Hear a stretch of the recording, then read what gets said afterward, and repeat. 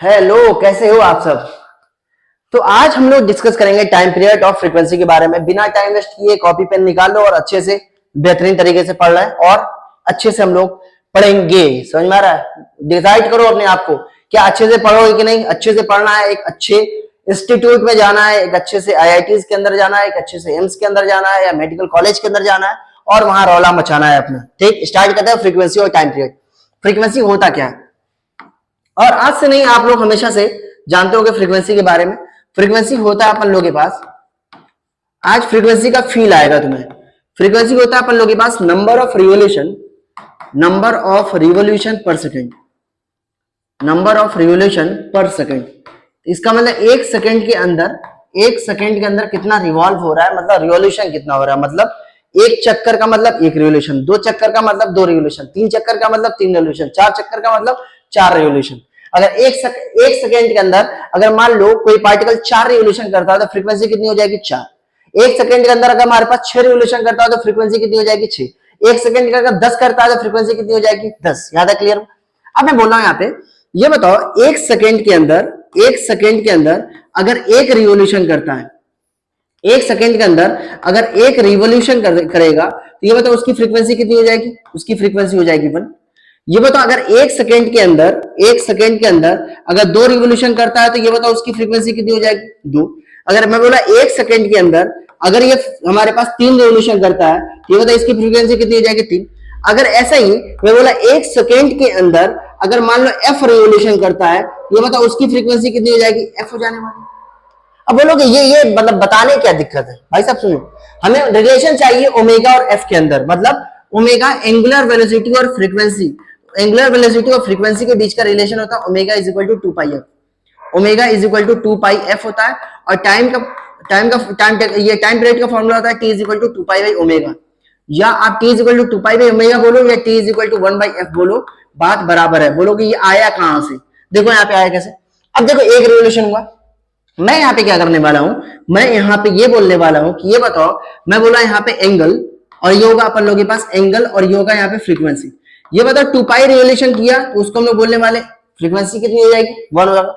ये बताओ अगर यहाँ पे 2 इंटू 2 पाई होगा तो ये बताओ फ्रीक्वेंसी कितनी होगी? 2। बोलोगे 2 पाई क्यों भाई? एक रिवोल्यूशन के अंदर कितना डिग्री, मतलब कितना radian? 2 pi radian.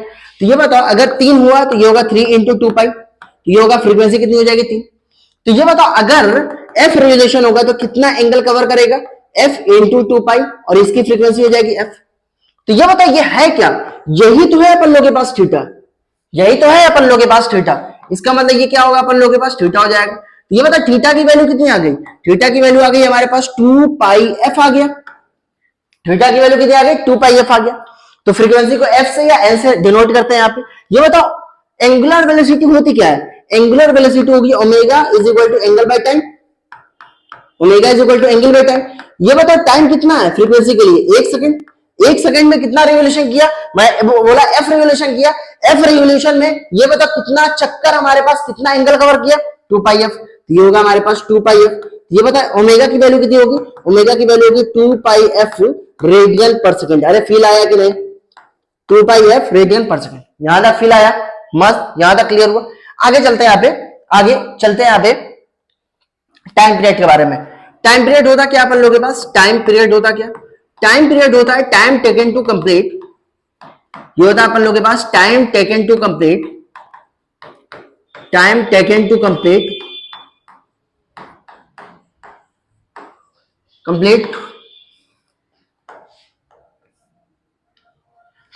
F revolution. इसका मतलब एफ रिवोल्यूशन में जो हमारे पास टाइम लगता है उसको अपन लोग क्या बोलते हैं? अरे sorry, time taken to complete 1 revolution. Time taken to complete 1 revolution. एक रिवोल्यूशन में जो टाइम लगता है अपन लोग के पास उसको हम लोग क्या बोलते हैं? यहाँ पे टाइम पीरियड बोलते हैं। अब बोलोगे कैसे? ये बताओ एफ रिवोल्यूशन हुआ, एफ रिवोल्यूशन होता है तो ये बताओ अपन लोग के पास एफ रिवोल्यूशन का मतलब फ्रीक्वेंसी, एफ का मतलब एफ रिवोल्यूशन। तो ये बताओ हमारे पास कितना? 1 सेकंड में एफ बार रिवॉल्व करता, मतलब हमारे पास 1 सेकंड में 2 बार तो फ्रीक्वेंसी 2, 1 सेकंड में 5 तो 5, 1 सेकंड में एफ तो एफ रिवोल्यूशन। ये बताओ एक रिवोल्यूशन में हमारे पास, एक रिवोल्यूशन में कितना टाइम लगेगा? ये होता है अपन लोग के पास टाइम, ये होता है टाइम। और ये होगा अपन लोगों के पास रिवोल्यूशन। ये बताओ एक रिवोल्यूशन में कितना टाइम लगेगा, एफ से डिवाइड कर दो 1/f सेकंड।